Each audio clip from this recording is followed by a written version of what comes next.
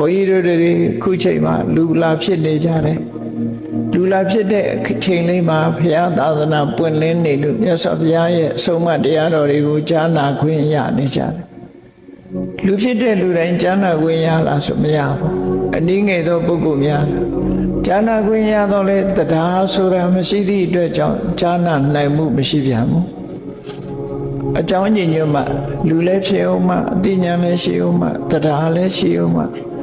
မြတ်စွာဘုရားရဲ့ဆုံးမတရားတော်တွေနဲ့လည်းကြုံတွေ့အောင်မှအဲ့လိုအခြေအနေကောင်းတွေစုံစည်းတဲ့အခါမှသာ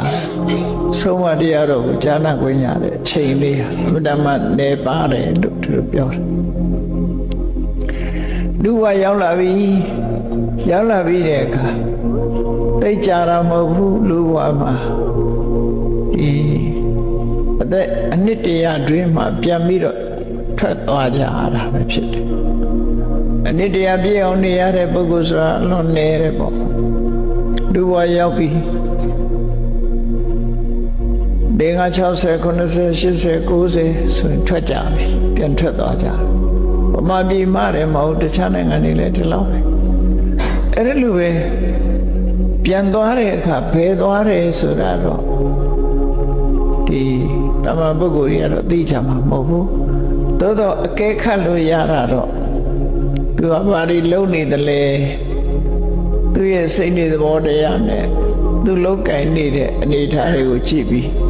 အတော်အသင့်တော့ခံမှန်းလို့ရတယ်မြတ်စွာဘုရားကသိနိုင်တဲ့နီလန်းလေးတော့ပေးထားတယ်ဘာလို့ဆိုဗုဒ္ဓဝိသပတနာဘုရားပေါ်မှာနိကာကကြီးညိုတယ်ညနိုးတယ်ယုံကြည်တယ်ဓမ္မေဝိသပတနာတဏတရားပေါ်မှာနိကာကအသိဉာဏ်နဲ့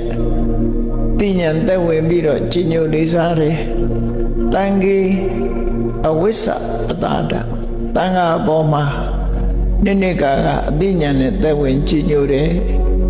အရိယကန္တသီလအသက်ထက်တန်မိုးထားပြီးတော့၅ပါးသီလကိုလုံအောင်ထိန်းတယ်ဆိုတဲ့ပုဂ္ဂိုလ်တွေကိုတော့မြတ်စွာဘုရားကကိုယ့်အကူခေါ်ခိန်ထုတ်နိုင်တယ်တဲ့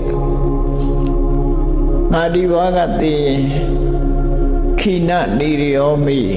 ငါအတွက်ငရဲအိုးဆိုတာမရှိဘူးခိနတရိစ္ဆာနယောနိငါအတွက်တရိစ္ဆာန်ဘဝဆိုတာမရှိဘူးခိနာပိတိဝိတေယောငါအတွက်မှာပြိတ္တာအတုရကဲဆိုတာမရှိဘူးငါကောအသုရိရောက်မဲ့ပုဂ္ဂိုလ်ပဲလို့ပြောနိုင်တယ်လို့ဓမ္မဒါသတရားမှန်ကျင်းမှုဓမ္မမှန်ကျင်းမှုမြတ်စွာဘုရားပေးထားရတာဖြစ်တယ်အဲ့ဒီကျင်းမှုပြင်ပေါ်မှာကိုယ့်ကိုစစ်ဆေးကြည့်လို့ရမယ်ပေါ့နော်ကိုယ်ရုပ်ပုံလွှာကိုခုကြည့်လိုက်မယ်မှန်တယ်မှာကိုယ်ရုပ်ပုံလွှာကိုကြည့်လိုက်တယ်လို့ပဲကိုယ်ဘဝကိုစစ်ဆေးပြီးကိုယ့်အကိုအဖြေပေးလို့ရတယ်လို့ဓမ္မဒါသပရိယာယဓမ္မအာရသတရားရည်ဟူသောမှန်ကျင်းမှုရှိခေတ်ကတော့ခြေပြားကိုဝင်းနေအောင်ပုတ်ထားပြီးတော့ကြည်တာကိုခြေမုံလို့ခေါ်တာအခုခေတ်တော့ပရာသုတ်ထားတဲ့မှန်ဖြစ်လို့မှန်ပေါ့ကြည်မှန်ပေါ့နော်ဒါဘုနှစ်ခုပေါင်းပြီးတော့မှန်ခြေမုံလို့ပြောတာနော်ပါဠိလိုအာရသအင်္ဂလိပ်လိုမေရာဆိုသမေရာဆိုနော်ခြေမုံဆိုခုခေတ်တော့သတင်းစာလည်းရှိတယ်ခြေမုံသတင်းစာဆိုနော်အဲ့ဒါလို့ပေါ့အဲ့တော့လူတွေမှာကိုယ့်ကိုယ်မှန်ထဲမှာကြည့်ပြီးတော့ကိုယ့်ကိုယ်လှမလှဆုံးဖြတ်ကြတယ်လို့စမတ်ကြမကြဆုံးဖြတ်ကြတယ်လို့ပဲကိုယ့်ဘဝဟာစမတ်ကြမကြကောင်းတဲ့ဘဝရောက်နိုင်မရောက်နိုင်ဓမ္မဒါသဆိုတဲ့ခုနအချက်၄ချက်